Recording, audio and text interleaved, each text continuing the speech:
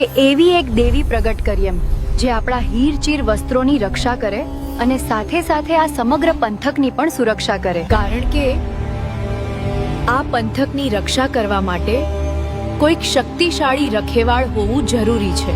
ને પછી આવા ઊંડા ચિંતન પછી 4 દિવ્ય યોગિનીઓએ પોતાના શરીરમાંથી અશુદ્ધિઓ દૂર કરી અને તેમના દિવ્ય ધામમાંથી 4 જોગિનીએ જ એક પવિત્ર પ્રતિમાનું સર્જન કર્યું. અને પૂતળું તૈયાર થયા પછી તેમાંથી એક દિવ્ય જોગણી બોલવા લાગી કે આપણે આ પૂતળું તો બનાવી દીધું છે, પણ આ નિર્જીવ પૂતળામાં પ્રાણ કોણ પૂરશે? પ્રાણ પૂરવું એ તો આપણા હાથની વાત નથી.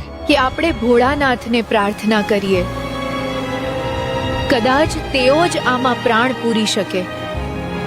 જો ભોળાનાથ કૃપા કરીને આ પૂતળામાં પ્રાણ પૂરશે તો આ દેવી અહીં બેસી જ સમગ્ર પંથક અને જગતની રક્ષા કરવા માટે સદા તત્પર રહેશે. ને પછી આવો સંકલ્પ કરીને 4 દિવ્ય યોગિનીઓએ ભોળાનાથને નમ્ર વિનંતી કરી, હે ભોળાનાથ, અમે આ પૂતળું બનાવ્યું છે, હવે તેમાં પ્રાણ પૂરવા તમારી કૃપા જરૂરી છે.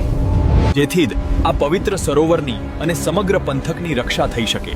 અને તેમની આ નિષ્ઠાગરી પ્રાર્થનાથી જ ભોળાનાથ પ્રસન્ન થયા અને તે દિવ્ય આકાશવાણી સંભળાઈ, બોલો જોગણીઓ, આજે તમે મને ભોળાનાથને યાદ કર્યો છે. હે ભોળાનાથ, અમે અમારા ઘોડાના ડાબલાથી અહીં એક વિશાળ તળાવ રચ્યું છે અને અમારા શરીરનો મેલ ઉતારીને અહીં અમે આ એક પૂતળું બનાવ્યું છે. પણ હે ભોળાનાથ, જો તમે આમાં પ્રાણ પૂરશો તો અમે આ દેવીને અમારું સર્વ શક્તિબળ અર્પણ કરીશું. અને આ દેવી અહીં બેસી જ આ પવિત્ર પંથકનું અને સમગ્ર જગતનું કલ્યાણ કરશે. ત્યારે એ અળાનાથે 4 જોગણીઓની પ્રાર્થના સ્વીકારી અને તેમના કહેવા પ્રમાણે એ પૂતળામાં પ્રાણ પૂર્યા. અને જેમ જ પ્રાણ પ્રવેશ્યા તેમ જ ત્યાં એક દિવ્ય દેવી પ્રગટ થયા, જેમની તેજસ્વી કિરણોથી આખું પંથક પવિત્ર બની ગયું. અને ભોળાનાથ અંતર ધ્યાન થઈ ગયા અને ત્યારે તે દિવ્ય દેવી પ્રગટ થઈને બોલવા લાગી કે બોલો, મારું કાર્ય શું છે? પછી આવા ઊંડા ચિંતન પછી 4 દિવ્ય યોગિનીઓએ પોતાના શરીરમાંથી અશુદ્ધિઓ દૂર કરી અને તેમના દિવ્ય ધામમાંથી 4 જોગિનીએ જ એક પવિત્ર પ્રતિમાનું સર્જન કર્યું.